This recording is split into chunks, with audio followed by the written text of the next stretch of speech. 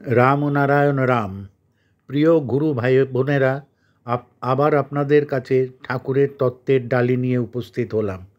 পুরোটা শুনবেন, ভালো লাগলে সাবস্ক্রাইব করে দেবেন। Park street, Kolkata. তারিখটা 3/3/68, রাত 8টা থেকে 9টা। প্রথমেই তিনি একটা শ্লোক দিয়েছেন, যেটার মধ্যে তো সেটা তো বইয়ে থাকে না, ওই ধ্বনির ব্যাপারে কোনো একটা শ্লোক দিয়েছেন। এই ধ্বনি সর্বত্র বিরাজমান, সৃষ্টির প্রারম্ভ থেকেই এই নাম, এই ধ্বনি আকাশে বাতাসে সর্বত্র বিরাজ করছে। যত বিরাট ঋষিমুনি যারা ভূলোকে এসেছেন, সেই বিরাট পুরুষরা, সেই বিরাট সত্যবানরা, তারা এই নাম, এই ধ্বনি আকাশে বাতাসে শুধু করে গেছেন। এই নাম আজও জলের মতো বয়ে চলছে আকাশে বাতাসে, প্রশ্বাসে এই ধ্বনি প্রবাহিত হচ্ছে। ওই নামকে, ওই ধ্বনিকে, ওই সত্য বস্তুকে আয়ত্ত করতে হলে করতে হবে এই নাম সংকীর্তন। এই নাম গুরুগম্ভীর সুরে যেভাবে খুশি চিৎকার করে করতালির ধ্বনির সঙ্গে, ওই ধ্বনির সঙ্গে এই ধ্বনি এক ধ্বনি করে মিশিয়ে দেবার আকাঙ্ক্ষায় যাবে। কোনো অনুষ্ঠানের প্রয়োজন নাই। যে দেবতারা, ঋষিরা, অবতাররা আকাশ বাতাসে যে নাম ছড়িয়ে গেছেন, সিদ্ধির পথে, মুক্তির পথে পৌঁছবার জন্য তোমাদের দিয়ে গেছেন। তোমরা বাতাস যেমন টানো, তেষ্টা পেলে জল যেমন খাও, এই শিরা উপশিরা আজ্ঞাচক্রের ভেতর দিয়ে এই নাম আপনিই বয়ে যাচ্ছে। এই আমাদের জীবনযাত্রায় বাঁচবার জন্য যেমন বাতাস দরকার, যেভাবে বাতাস এসেছে, যেভাবে জল এসেছে, যেভাবে এই সব এসেছে, যেমনি করে এই সব বিষয়বস্তু গড়া, তেমনি সব অবগত হওয়া, পূর্ণভাবে এই বিশ্বের সব কিছুকে যাতে বোধগম্য করা যায়, তার জন্যই দিয়ে গেছে এই ধ্বনি। ওই যে সংকেত ধ্বনি বিশ্বের মধ্যে রয়েছে, সেটা বুঝে নাও। সেইভাবে সংকীর্তন, সেইভাবে ধ্বনি, সেইভাবে সুর দিয়ে তোমরা সুরকে আয়ত্ত করো।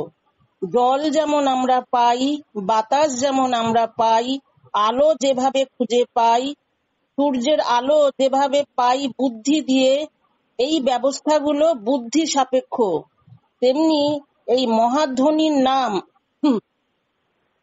আকাশে বাতাসে আমরা সেইভাবে শ্বাসের দ্বারা, ইন্দ্রিয়ের দ্বারা সম্পর্কে রেখেছি। ওই সমস্ত শূন্যের বিষয়বস্তু দিয়েই আমরা বেঁচে আছি।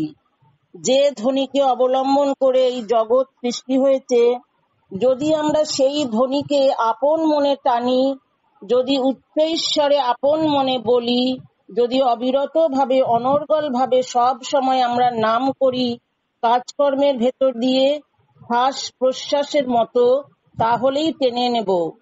সব সময় যদি নাম করা যায়, সব সময় যদি ধ্যানে থাকা যায়, সংসারের কোনো কাজকর্ম নষ্ট হবে না। খনন করলে যেমন জল আসে, সেই যে শক্তি, সেই যে চিন্তাধারার খনি সমস্ত জগতে ছড়িয়ে আছে, সেটা যখন আমাদের ভেতরে বইতে থাকবে, আমাদের ভেতরে তখন স্ফুরণ হবে। ঘুমিয়ে থেকে যে নাম, জেগে থেকে যে নাম যখন এক হয়ে যাবে, তখন শয়নে স্বপনে সব সময় চলতে থাকবে। তাই বলছে, জাগ্রত বস্তুর মধ্যে ঘুমন্ত বস্তুকে জানিয়ে দাও। ঘুমিয়ে থেকে যে সমাধি, এত সহজ সমাধি, স্রষ্টা সহজাত বস্তুকে, এত বড় সমাধিকে আমাদের ভেতর এমন ভাবে সুন্দর এই বস্তুকে দান করে গেছেন। এই ঘুম আর কিছুই নয়, এই ঘুম হচ্ছে সমাধি। একে আমরা দাম দিই না। এই ঘুম শত্রু নয়, এই ঘুম হচ্ছে মহা সমাধি।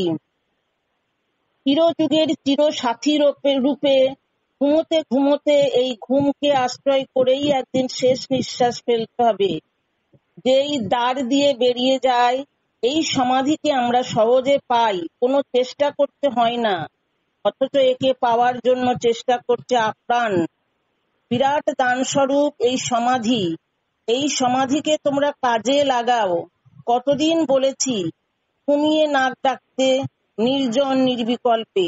তার চেয়েও বড় শ্রেষ্ঠ সমাধি হচ্ছে সবাসনে ঘুমন্ত সমাধি। তোমার চিন্তাধারার ধারা কত রকম, কত কিছু দেখে হয়তো নষ্ট হয়ে যাচ্ছে, হোক না, তাকে আগে দখল করা এই দেহ ক্ষেত্রে সমাধিকে, বাইরের জমি নয়, এই 3.5 হাতের সমাধিকে দখল করো, তারপর আর কোনো পরিচয় থাকবে না। এই মহাসমাধির 3.5 হাত জায়গা আগে দখল করো। এই 3.5 হাত জায়গাকে দখল করতে হলে আমাদের ওই নিদ্রায় চিরন্তন চিরযুগের ঘুমের জন্য যে চলে যায়, ওই সমাধিকে কাজে লাগাতে হবে। অযথা সময় নষ্ট করার সময় নাই। 65 বছরের আয়ু আমরা প্রকৃতি হতে এমন মূল্যবান জিনিস পেয়েছি, তা যেন নষ্ট না হয়। তাই ঘুমোতে যখন যাবে, এই জপ, এই নাম যেন ঘুমেও থাকে। তখন দেখবে ঘুমে এবং স্বপ্নেও তুমি কাজ করবে। তুমি ঘুমিয়েও 5-6 ঘন্টা কীর্তন করছো, অনেক কাজ হয়ে যায়। ফল হবে তখনই যখন ওই সমাধিও তুমি দখল করতে পারবে। যখন ঘুমিয়ে থেকেও বুঝবে স্বপ্নের মধ্যে জেগেছো, কিন্তু তোমার দেহ সমাধিতে আছে। ভাবছো হয়তো আমি তো ঘুমোচ্ছি, দেহ তো পড়ে রয়েছে। তখন মনে পড়ে যাবে আদেশ আছে, আমি এখন জপ করব।